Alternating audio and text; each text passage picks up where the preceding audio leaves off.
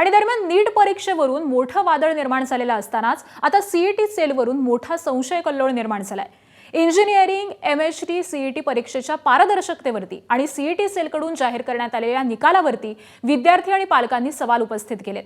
या परीक्षा संदर्भामध्ये एक ऑडिओ क्लिप व्हायरल झाली आहे। ही ऑडिओ क्लिप जवळपास 200 विद्यार्थ्यांची 12वीचे बोर्डातले मार्क आणि सीईटी परीक्षेतले मार्क यातील तफावत यामुळे सीईटीच्या पारदर्शकतेवरती शंका उपस्थित करणारी आहे। 12वीच्या बोर्डाच्या परीक्षेमध्ये 40 ते 50% गुण मिळवलेल्या 202 विद्यार्थ्यांना सीईटीत 97 ते 100% मिळाले, त्यामुळे शंका उपस्थित झाल्यात।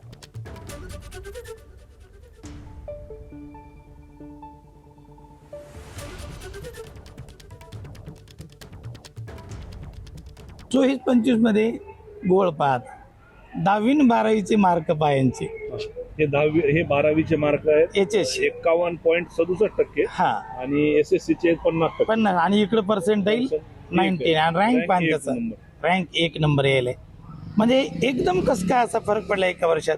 म्हणजे गतवर्षीच्या रिझल्ट मध्ये आणि यावरच्या रिझल्ट मध्ये एवढा मोठा फरक आहे।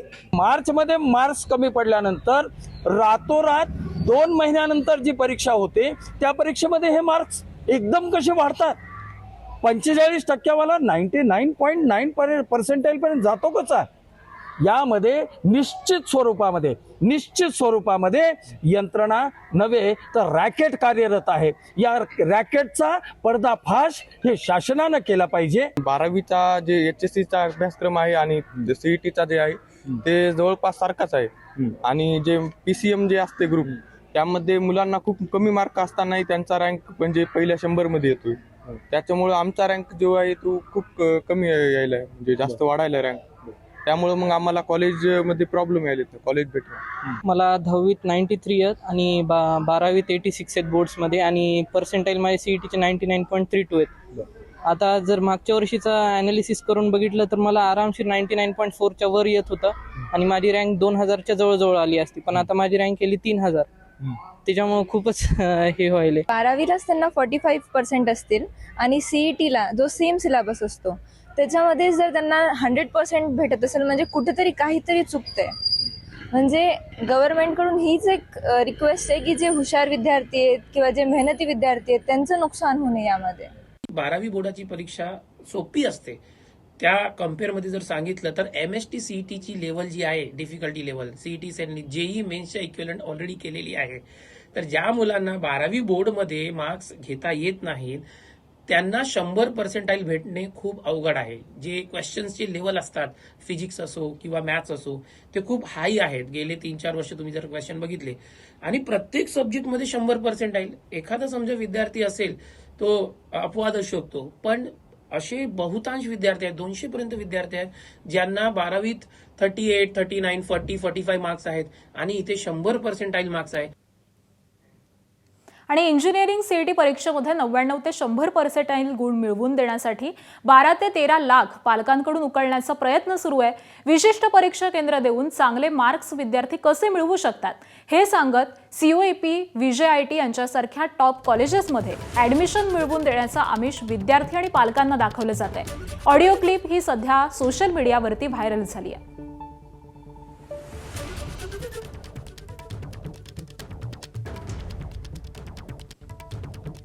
सर आपल्याकडे म्हणजे गव्हर्नमेंट कॉलेजचं कन्फर्मेशन आहे इंजिनिअरिंगचं। विदाउट सीईटी विदाउट जी नाही सीईटी द्यावं लागेल सर। हां सीईटीत मार्क कमी पडले तरी मिळणार का आपल्याला ऍडमिशन? नाही कमी नाही सर, आपण जे सीईटी मध्ये मार्क आणून देतो स्टुडंटला 99%। कसे म्हणजे त्यांचा आपले काही सेंटर आहेत सर, तिथे जाऊन स्टुडंटला एक्झाम द्यावं लागेल। म्हणजे आम्ही जे सिलेक्शन केलं ते सेंटर नाही घ्यायचे का? नाही ते नाही घ्यायचे सर, जे सेंटर आमचे आहेत ना तिथेच जाऊन एक्झाम द्यायची। म्हणजे मग पूर्ण प्रोसेस वगैरे मॅनेजमेंट आमचं असतं तिथे सेंटरवरती। मग आम्ही स्टुडंटला 99 आणून देण्याची गॅरंटी आपण घेतो। कारण स्टुडंटला जाऊन फक्त एक्झामला बसायचंय तिथे। बरं आणि मला एक सांगा मॅडम, नाही त्याच्या आधी आपल्याला काही पे करावं लागतात का? नाही पे अगोदर काहीच नाही करावं लागत तुम्हाला। एक पण तुम्हाला रुपया जर गव्हर्नमेंट नाही 1 रुपया पण नाही. जोपर्यंत स्टुडंट एक्झाम देऊन बाहेर येत नाही तोपर्यंत आपल्याला 1ही रुपयात द्यायचा नसतो. त्याचा बजेट जो आहे तो जातो 12 ते 13 लाखापर्यंत. बजेट खूप आहे हो, आमच्या आवाक्या बाहेरचं आहे ते. हो, मग गव्हर्नमेंट आहे ना सर, ते हो गव्हर्नमेंट ठीक आहे ठीक आहे आम्ही 1,00,000 1.5 लाख रुपये खर्च करू शकतो, 2-1 लाख रुपये, पण इतके हाय नाही करू शकत ना. अच्छा. मग जर स्टुडंटला स्कोर येत असेल तर काही हरकत नाही सर, आपण तुम्हाला ठीक आहे, रिझल्ट ठीक आहे. नंतर काउन्सिलिंग पण देऊ शकतो. बरं स्कोर तर त्याचा मीडियमच आहे त्याचा. आता जे त्याला किती 66 पडलेत त्याला. अच्छा. बघा मग सर, एकदा विचार करून मग डिस्कस करून कॉल करा या नंबरवरती. नाही फक्त रजिस्ट्रेशन संपण्याच्या अगोदर.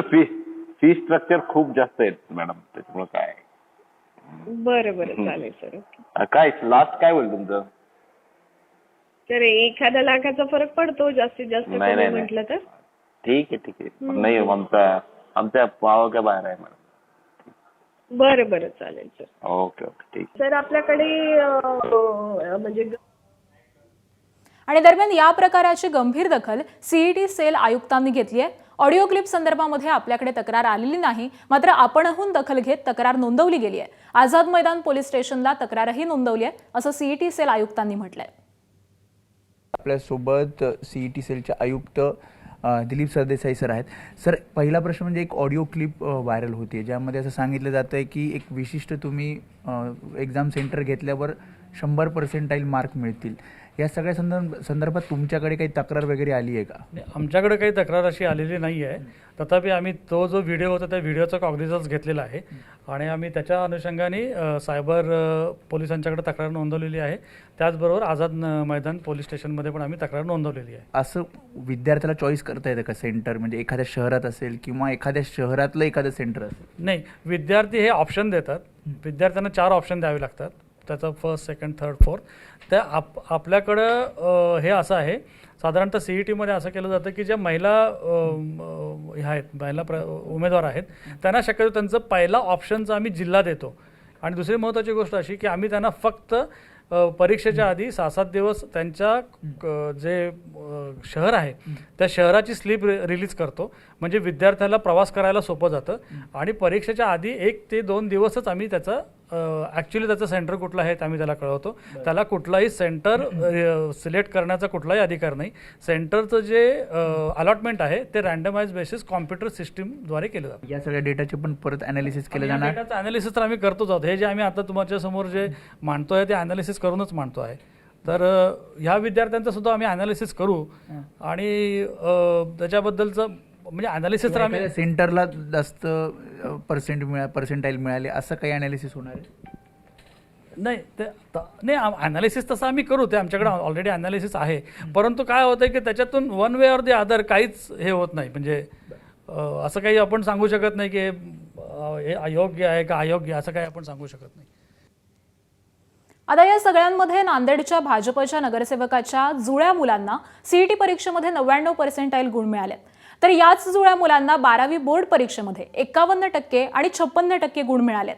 त्यामुळे भाजप नगरसेवकाच्या मुलाला सीईटी परीक्षेमध्ये मिळालेल्या गुणांनंतर विरोधकांनी प्रश्नचिन्ह उपस्थित केलंय. काँग्रेस प्रदेश अध्यक्ष हर्षवर्धन सपकाळ यांनी सुद्धा यावरती प्रश्न विचारलाय. भाजप तालुका अध्यक्षाला आपण या संदर्भामध्ये विचारलं असता त्यांनी कुठलंही स्पष्टीकरण यावरती दिलेलं नाही. नांदेडचे भारतीय जनता पक्षाचे नगरसेवक आशिष नेरळकर यांचा मुलगा आणि मुलीला अनुक्रमे 12वीला मार्क 56%, 51% असे मार्क आहेत PCM ग्रुपमध्ये. आणि जेईच्या परीक्षेमध्ये 51% आणि 28% त्यांना मार्क आले. मात्र MHCETच्या परीक्षेमध्ये त्यांना 99% आलेले आहेत. हा अजब प्रकार नांदेड जिल्ह्यातल्या MHCETच्या या विद्यार्थ्यांचा भारतीय जनता पक्षाच्या घडलेला आहे. यामागची कारणं काय? यांना पेपर कुठून मिळाला? एकीकडे गुणवत्ता दिसत नाहीये आणि दुसरीकडे मात्र 99% येतंय. हे भाजपच्या घरात येणारी गुणवत्ता 100% पेपर फुटीतनं येते. आणि नांदेडच्या मुद्द्यावरती सीईटी सेलच्या आयुक्तांनी काय म्हटलंय तेही पाहूयात. उदाहरण आहे जुळ्या भावांचं, त्यांचं 51 आणि 56% 12वीत मार्क आहेत, त्यांना 99 पर्सेंटाईल CET मध्ये आहेत. त्याच्यामुळे हे कन्फ्युजन क्रिएट होतंय की ह्या निकालाबद्दल प्रश्नचिन्ह जो उपस्थित होतोय तर यामुळे की यावर्षी तफावत खूप मोठी दिसतीये 12वीच्या. तफावत हे बघा, पहिली गोष्ट अशी आहे की 4,63,000 मुलं परीक्षेला बसली होती. त्यापैकी फक्त 2,29,000 विद्यार्थी 2,35,000 विद्यार्थी एवढेच कॅप प्रोसेसमध्ये आलेले आहेत. जे कॅप प्रोसेसमध्ये नाही आलेले विद्यार्थी आहेत ते 2,29,000 आहेत. आता या 2,29,000 विद्यार्थ्यांपैकी 25,000 विद्यार्थी असे आहेत की ज्यांचं पर्सेंटाईल 80पेक्षा जास्त आहे आणि 95 पर्सेंटाईलपेक्षा जास्त असणारे परंतु कॅपमध्ये न येणारे 4,319 विद्यार्थी आहेत. म्हणजे काय होतं की आपण जे परीक्षेबद्दल आपण प्रश्नचिन्ह उपस्थित करतोय ते प्रोव्हिजनल मेरिट लिस्टमध्ये आलेल्या मुलांच्या अनुषंगाने करतोय. आपण प्रश्नचिन्ह 4,63,000 मुलांच्या बद्दल करतोय, परंतु आपल्याकडे जो डेटा सेट आहे तो फक्त 50% आहे आणि ज्याचा पर्सेंटेज खूप चांगला आहे असे 25,000 विद्यार्थी इकडे आलेलेच नाही आहेत. त्याच्यामुळे ते विद्यार्थी जर आले असते तर त्याच्या अनुषंगाने आपल्याला एक व्यवस्थित एक चित्र दिसलं असतं.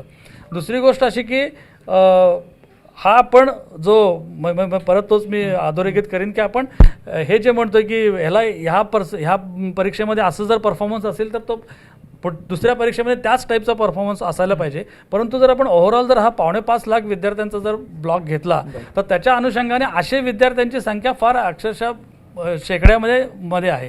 त्याच्यामुळे अशा प्रकारचे आउटलायर कुठल्याही एक्झामिनेशनमध्ये असू शकतात.